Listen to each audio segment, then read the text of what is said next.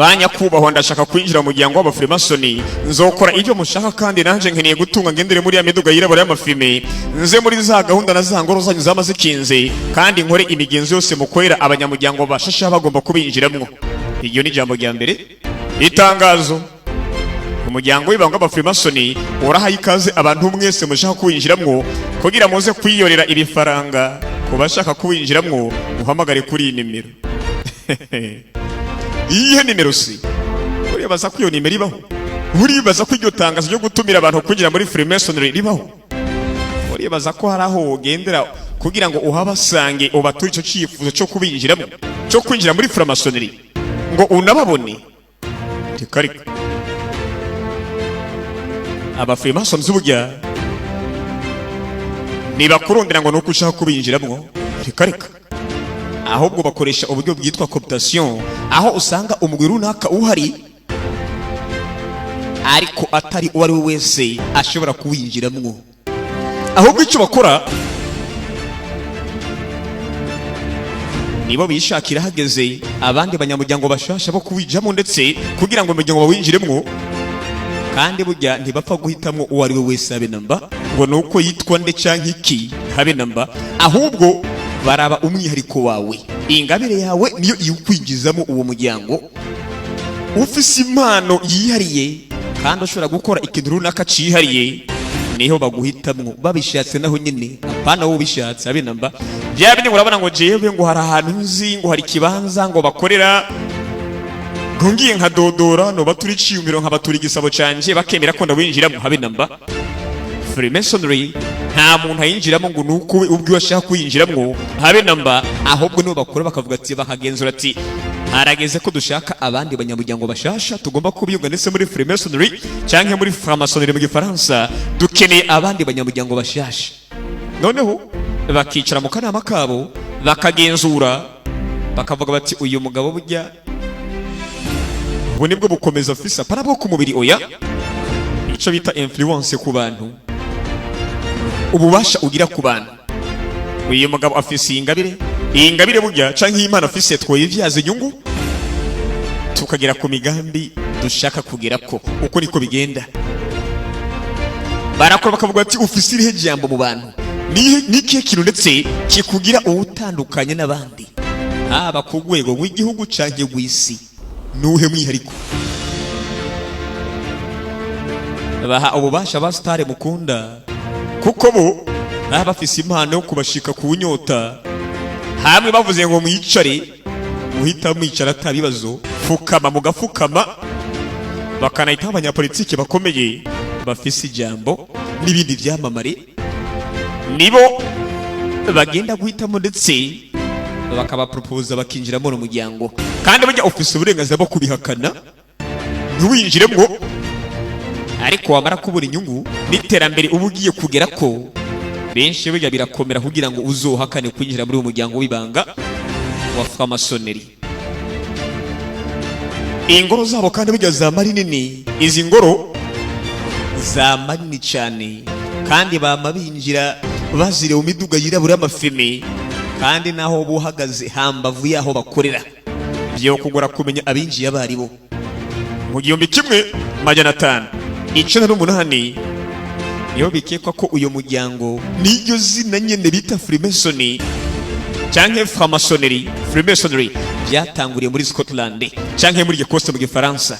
Tuvuye kuri ya nkomoko yayo ya kure ya kera cyane muri Yerusalemu, bikekwa ko ndetse uyu muryango nyizina wahereye muri Ecosse canke Scotland mu Cyongereza,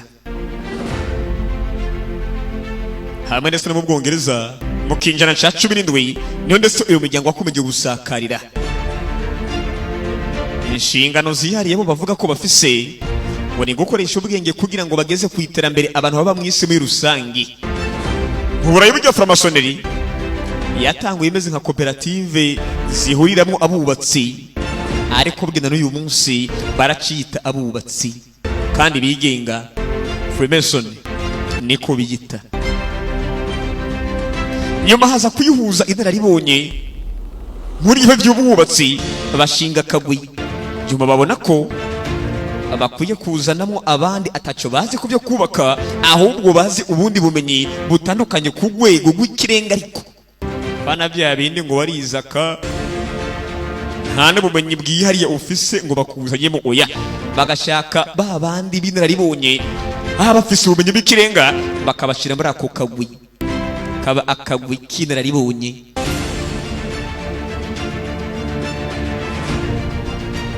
Bari bazi byinshi kandi byinshi cyane. Ako kagwi bagahurizamo abasirikare bakomeye ku isi, abacuruzi bahambaye, abaprofeseri, abaganga bakomeye, abantu bagiye bavumbura bafise ubumenyi buhambaye,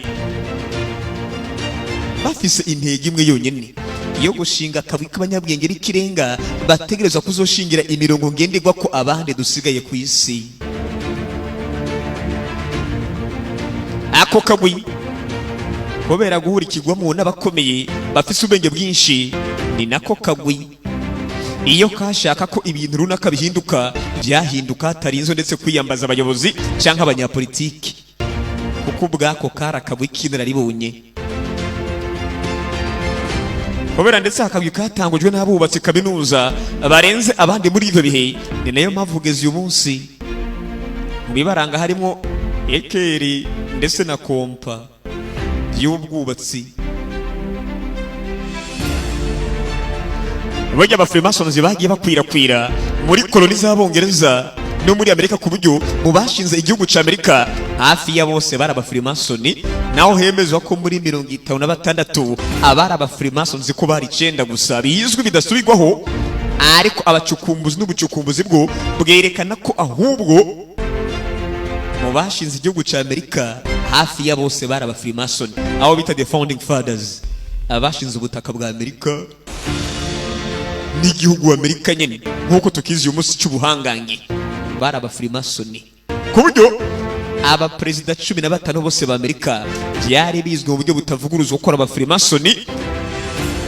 Kandi burya bama bajya mu ngo z'abafreemasoni bizwi, abo bo nabo bari bizwi neza, ariko ababikora mu ibanga rikomeye nibo benshi.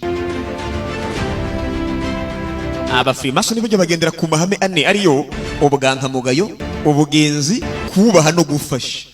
Nibyo bintu bine, principe zine bagendera ko. Abafreemasoni kenshi burya bamwe bafise umwansi umwe abagwanya gusumba abandi, uyu nawe akaba Kiliziya Gatolika. Aho Kiliziya ndetse yasoyanye ku 200 zibuza abakristo kwifatanya nabo, kandi ko bo bagendera kure kubera imigambi yabo y'umwijima. Muyibaranga ndetse muzobana muri ekere canke muri kompa z'ubwubatsi bwabo, muzobanamo hagati urudome G ruhagarika ijambo the grand architect. Bivuze ngo uwaremye isi canke umuremyi mukuru yavumbuye isi canke yaremye isi canke yabumvye isi, nimba ari uko uvyita the grand architect, umuremyi mukuru yabumvye isi, bigombe kuvuga ngo ni Imana, niyo bizeramo nabo, ariko bagakora ibinyuranye n'ivy'Imana ishaka, kuko ibikorwa byose muri Freemasonry ubusanga ari banga ry'ubwiru kandi rikomeye cyane. Muzobona kandi ku madolari y'abanyamerika hariko inyabutatu n'igisho hagati, burya bijya navyo ni ivyabo vyazanye na president wa Amerika bita Franklin D. Roosevelt. Uyu mugabo Franklin na vice president wiwe bose bari abafreemasoni, nibo batanguje izo gahunda zo gushira rijya gisho mubona ku madolari, kandi birangira bigezeko. Rijya gisho burya yitwa the eye of the providence canke the all seeing eye, ijisho ribona buri kimwe, canke the eye of Horus, Imana y'abanyegiputa bakera bagomba kwerekana ko babona buri kimwe, ariko bakabicisha ku Mana ko ariyo ibona buri kimwe, ariko mu rujijo rukomeye. Burya uravye neza mu byo dukora turakurikirana buri munsi mu magahunda yose tuba turimwo, kandi hakaba ari n'umugambi wapanzwe kuva na kera witwa RFID chips. Aba ku isi bose mu bihe biri imbere aho tuzotwegwamo, ndetse ako kantu gato n'umugambi bita RFID chips. Nimba uzobukiri ku isi mu minsi iri imbere, Imana itarakwakura, hari umugambi ndetse hari bita RFID chips, abazofata abantu bose bakwisi babatere ubuntu buto buto mu mibiri. Ako gacipu ndetse kakazuba karimo amakuru yose akuranga ibintu byose wakoze, ku buryo ababijejwe bakuravye cyangwa uciye kuri kamera CCTV zo ku mabarabara bazoca bakubona bakanamenya aho uvuye n'ivyakuranze n'ivyo bigeze uko nimba warigeze kwiba bikamenyekana. Ibintu byose muri bake bigeze gukora bakanamenya naho uvuye muri ako kanya. Sikera cyane burya muraraba amasinema mukaraba za filime mukibira ngo ni gahunda zo kwinezereza gusa, ariko urabye neza isinema nka Fast and Furious, filime benshi bagiye mukunda Fast and Furious kubera ku gice cy'indwi kugeza hafi kuri 10 giheruka ryari. Nimba mwaravyo filime neza cyangwa se ubwo ruherekane rw'izo filime bita Fast and Furious, muri zo hagoma habonekamo ijambo gadzai, ijambo gadzai cyangwa se ijisho ry'Imana, aho bakurikirana aho umuntu abavuye naho abagiye. Mwe mukibaza ngo ni filime gusa, ngo ni kuryosha ubuzima. Kare si filime gusirega, si filime bu filime bujya kujya ni kubategura mu mitwe. Muri Hollywood niyo bacisha ndetse amatangazo yabo mu kubategura mu mitwe nyine, kugira ngo izo gahunda zishitse ntihagire ico muzobaza. Aho bakoreka muri izo filime Fast and Furious, aho bakoresha ngo ijisho ry'Imana gadzai, bakurikirana aho umuntu avuye n'ahagiye, amakuru yamuranze, aho umuntu wese bashatse kubona ku isi bamubona, bisunze iryo koranabuhinga bita gadzai. Ariko kibaza ni gute baza kuritazira ijisho ry'Imana? Na mabanga akomeye cyane mutazi tutazi, ariko biri mu migamba aho abahinga bagiye basangura bakamenya ko bwariho gahunda abanyamerika muri Freemasonry ndetse n'abanyabarayi bene wabo bariko barapanga mibanga rikomeye. RFID chips mwumvise ngo 666 muri Bibiliya ngo utuntu ngwikirudo ku mutwe sinze ku biganza. Burya buri kimwe cyakomeje gukorwa nk'ubwiru kugeza uyu munsi ntawe uzi kuko ko ari 666, ntawe uzi ko ari umuntu, ntawe uzi ko ari iki. Ariko icyo tuzi ni kimwe cyonyine, nuko uyu mugambi wa RFID chips uhari wagiye uburizwamwo kubera politiki z'ibindi bihugu n'ubuhangange bwavyo nyine, aho bagomba gukoma mu nkokora imigambi yabo. Ariko uno munsi mukabona Uburusiya buratsinzwe, niyo muzomenya ko byinshi bigiye gushitswa mu buryo mutazi. Burya umugabo yitwa Putin akomeje kubangama cyane, akomeje kubangamira imigambi y'abagabo byanka byakunda. Burya aba Freemason nibo bateza intambara, bateje intambara y'isi ya mbere, bateza iya kabiri. Nimba mutanabizi nibo bagiye bateza izo ntambara kugira ngo ndetse hagire igikorwa kuri isi. Kenshi bica muri uwo mugwi, aho usanga ari ubundi busekte muri bo, inararibonye zicara zigapanga gahunda zibigomba gukogwa, mukabona ngo haduse intambara, haje amapfa, bigenza uku, mukibira ngo ni ibintu karemano atari ko birahubwo byarapanzwe na zanararibonye kugira ngo babashe gushitsa imigambi bo bashaka kushika ku isi. Babanza guca intege, bakabanza guteza kaduruvayi kugira ngo abagizwe ko n'ingaruka babashe kwemera. Niyo mpamvu n'umunsi wa mbere kigomba guhora kwishoboye ndetse mu ntambara ataco biraba ko habe na busa bakuye n'ubwo bariko amafaranga akomeje kwahondera muri Ukraine kugira ngo Uburusiya buce bugufi, Ubushinwa buce bugufi, isi yose rero ije muri balance, batangure bakore ibyo bagomba atagihugu na kimwe gikocora. Amabanga menshi bagiye bakora mu kiganiro cy'ubutanzi, babwira ibyo bagiye bakora ba Freemason, imigambi bagiye barangura ku isi, imigambi yakumiza, imigambi mitindi, inzara bateje, intambara bateje mu ibanga rikomeye. Aho tuzokwisunga ibitabo by'abashakashatsi n'ubucukumbuzi bwabo n'abagiye bicwa babaziza ivyo kugeza uyu munsi, ndetse n'ibanga rikomeye by'aba Freemason.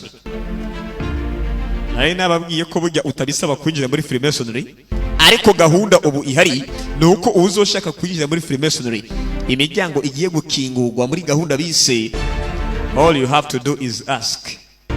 wowe gusa bisabe nta kindi gisabwa niyo gahunda ihari bagiye gukurikiza muri iyi minsi mike agato muce kuri YouTube munabikurikira n'ibiganiro ndetse bihera imbere yo kubijya kuri Facebook murabona link aho munsi na comment yayo nimba wifuza kwa muronka ibiganiro vuba bitarinze guteba hatarinze guca bo munsi cyangwa iminsi ibiri amahitamo meza ni kuri YouTube genda ni subscribe gusa ukanda kunzogera buri munsi wa muronka ibiganiro bicukumbuye agataho bye cyo no butaha mu kindi cya gatatu aho tuzokomeza burya tuzokora ibiganiro byinshi bigomba kutubwira byinshi muri imiryango y'ibanga narakubwiye burya imiryango y'ibanga hari se Freemasonry yonyine ya hari uzayire binatsa ikankara mayikari mune bahayi n'imiryango myinshi y'ibanga pe za Bildabaga yose ni imiryango y'ibanga kandi hari kugeza uyu munsi bivuze ngo burya muracyakurugutura kandi muracyabwibwa amabanga gihari ni menshi